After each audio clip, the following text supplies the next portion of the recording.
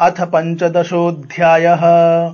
श्री भगवान बोले, आदि पुरुष परमेश्वर रूप मूल वाले और ब्रह्मा रूप मुख्य शाखा वाले जिस संसार रूप पीपल के वृक्ष को अविनाशी कहते हैं तथा वेद जिसके पत्ते कहे गए हैं, उस संसार रूप वृक्ष को जो पुरुष मूल सहित तत्व से जानता है, वह वेद के तात्पर्य को जानने वाला है। उस संसार वृक्ष की तीनों गुणों रूप जल के द्वारा बढ़ी हुई एवं विषय भोग रूप कोपलों वाली देव, मनुष्य और तिर्यक आदि योनि रूप शाखाएं नीचे और ऊपर सर्वत्र फैली हुई है तथा मनुष्य लोक में कर्मों के अनुसार बांधने वाली अहमता, ममता और वासना रूप जड़ें भी नीचे और ऊपर सभी लोकों में व्याप्त हो रही हैं। इस संसार वृक्ष का स्वरूप जैसा कहा है वैसा यहाँ विचार काल में नहीं पाया जाता, क्योंकि न तो इसका आदि है और न अंत है तथा न इसकी अच्छी प्रकार से स्थिति ही है। इसलिए इस अहमता, ममता और वासना रूप अति दृढ़ मूलों वाले संसार रूप पीपल के वृक्ष को दृढ़ वैराग्य रूप शस्त्र द्वारा काट कर उसके पश्चात उस परम पद रूप परमेश्वर को भली भांति खोजना चाहिए, जिसमें गए हुए पुरुष फिर लौटकर संसार में नहीं आते, और जिस परमेश्वर से इस पुरातन संसार वृक्ष की प्रवृत्ति विस्तार को प्राप्त हुई है, उसी आदि पुरुष नारायण के मैं शरण हूं, इस प्रकार दृढ़ निश्चय करके उस परमेश्वर का मनन और निधिध्यासन करना चाहिए। जिनका मान और मोह नष्ट हो गया है, जिन्होंने आसक्ति रूप दोष को जीत लिया है, जिनकी परमात्मा के स्वरूप में नित्य स्थिति है और जिनकी कामनाएं पूर्ण रूप से नष्ट हो गई हैं, वे सुख दुख नामक द्वंद्वों से विमुक्त ज्ञानी जन उस अविनाशी परम पद को प्राप्त होते हैं। जिस परम पद को प्राप्त होकर मनुष्य लौटकर संसार में नहीं आते, उस स्वयं प्रकाश परम पद को न सूर्य प्रकाशित कर सकता है, न चंद्रमा और न अग्नि ही वही मेरा परम धाम है। इस देह में यह जीवात्मा मेरा ही सनातन अंश है और वही इन प्रकृति में स्थित मन और पांचों इंद्रियों को आकर्षण करता है।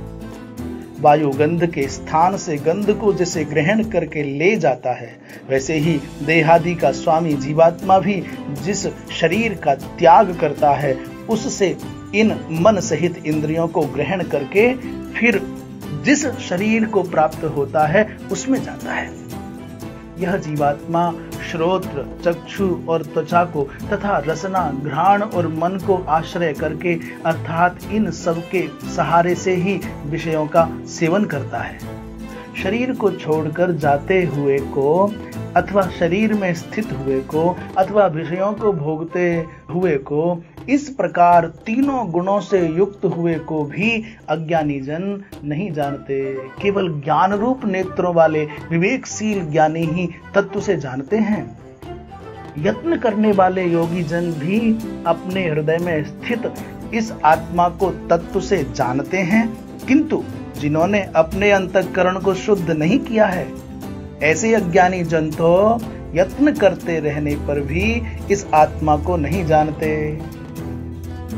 सूर्य में स्थित जो तेज संपूर्ण जगत को प्रकाशित करता है तथा जो तेज चंद्रमा में है और जो अग्नि में है, उसको तू मेरा ही तेज जान। और मैं ही पृथ्वी में प्रवेश करके अपनी शक्ति से सब भूतों को धारण करता हूँ और रसस्वरूप अर्थात अमृत में चंद्रमा होकर संपूर्ण औषधियों को अर्थात वनस्पतियों को पुष्ट करता हूँ।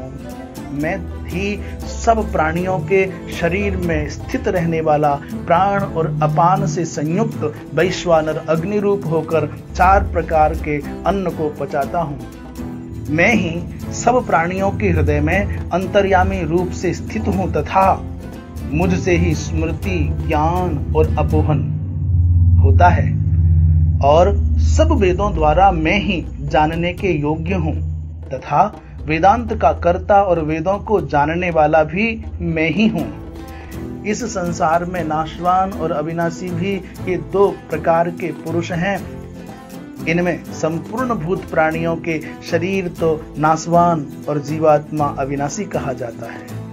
इन दोनों से उत्तम पुरुष तो अन्य ही है, जो तीनों लोकों में प्रवेश करके सबका धारण पोषण करता है।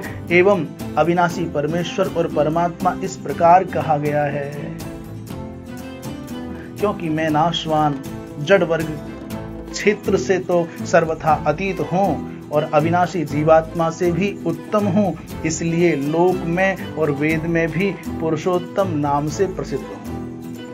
भारत, जो ज्ञानी पुरुष मुझको इस प्रकार तत्व से पुरुषोत्तम जानता है, वह सर्वज्ञ पुरुष सब प्रकार से निरंतर मुझ वासुदेव परमेश्वर को ही भजता है।